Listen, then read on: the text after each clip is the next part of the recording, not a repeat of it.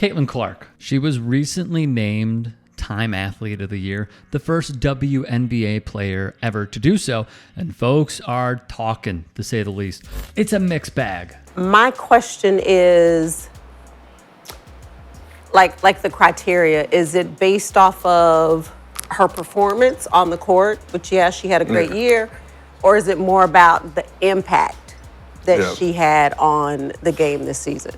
I'm sure a mix of both. Obviously, WNBA saw record viewership numbers across the board. Her teams played in a lot of those games. From Cheryl Swoops. I think this is probably the easiest decision to make, right? I mean, we've never, ever seen somebody in this way capture an audience, capture a new audience, and be able to absolutely attribute real numbers and statistics to their popularity. To one of my favorite hosts at ESPN, the always on point Elle Duncan. However, what caught the right wing's attention? In her Time interview, Clark said she has earned every single thing, but as a white person, there is privilege. A lot of those players in the league that have been really good have been black players. This league has kind of been built on them. She continued, the more we can appreciate that, highlight that, talk about that, and then continue to have brands and companies invest in those players that have made this league incredible, I think it's very important. I have to continue to try to change that. The more we can elevate black women, that's going to be a beautiful thing.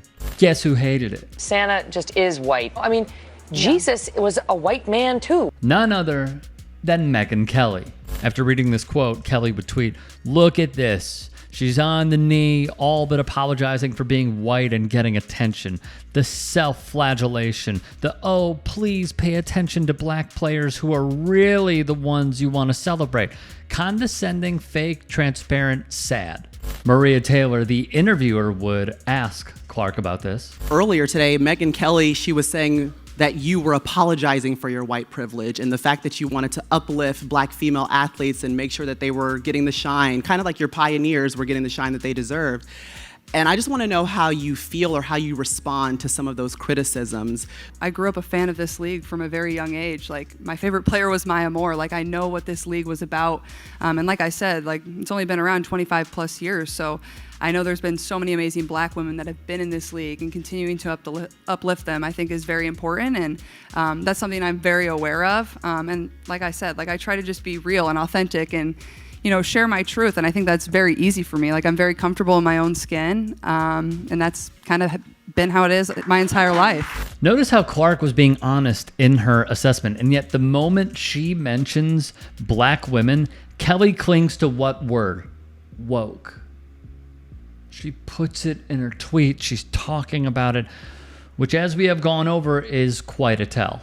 Of course, Kelly would not be alone. Fifth place finisher Riley Gaines tweeted, "No one was asking for Caitlin Clark to position herself as a right-wing hero. All she needed to do was remain neutral." Which reminds me. Let's talk about a religious leader that I'm more excited to hear what he has to say than even the Pope. I'm much more excited. I think one of the premier kind of moral and spiritual leaders of the age, Bishop Desmond Tutu, who of course was his career and his life's work was forged in fighting against apartheid and bringing down that system. Michael Brooks spoke on Tutu many times over. R.I.P. to both. Giants that we lost and simply will never ever be replaced. Tutu would say, "If you are neutral in situations of injustice, you have chosen the side of the oppressor. If an elephant has its foot on the tail of a mouse, and you say that you are neutral, the mouse will not appreciate your neutrality." I leave this quote for Gaines because her message of neutrality is one of direct violence. She's been conquered.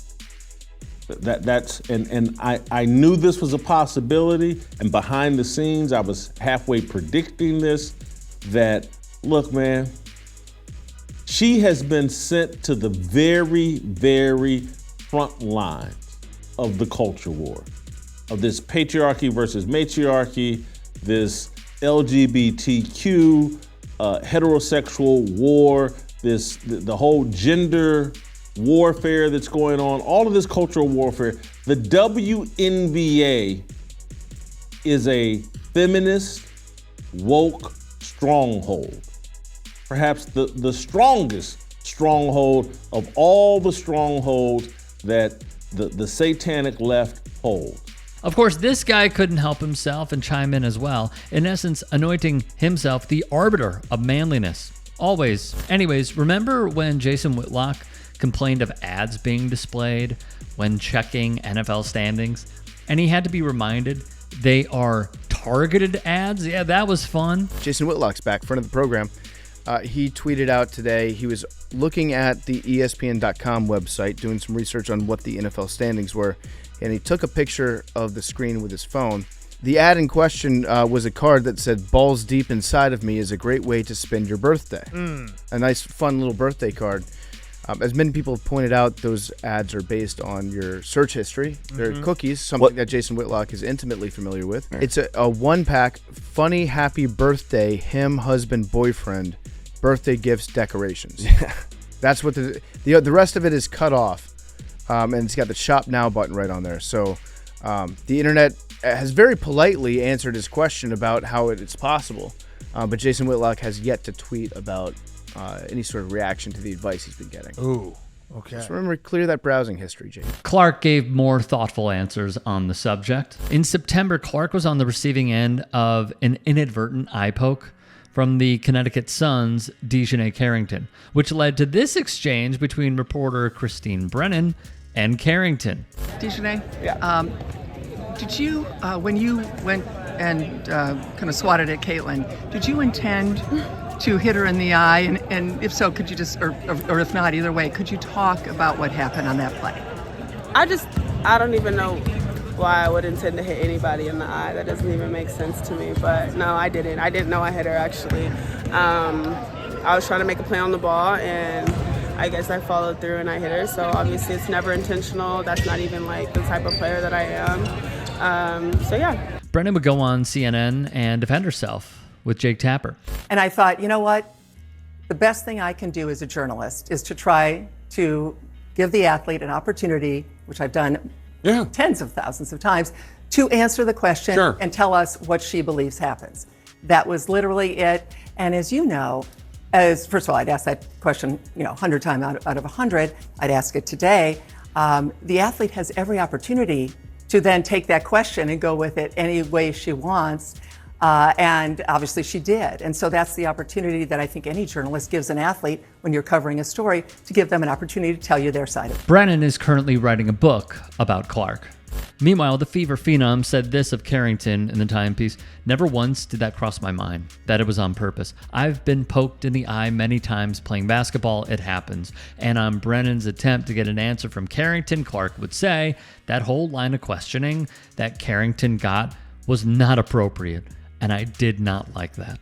Lastly, on Around the Horn, journalist David Dennis Jr. brought it home. They reward the athletes who are not only great, but the big newsmakers, and she may be the biggest newsmaker of the past calendar year. But beyond that, I'm struck by what she said in the interview with Time Magazine. She acknowledged that, yes, she benefits from white privilege, even though she works hard. She said that Dejanay Carrington was not targeting her. She said she wasn't targeted by the league. She rebuffed a lot of things that people were saying about those players and affirmed that she was going to stand by the black women, the WNBA, which is what a lot of people have been waiting for. And that says more to her character than anything she does on the court.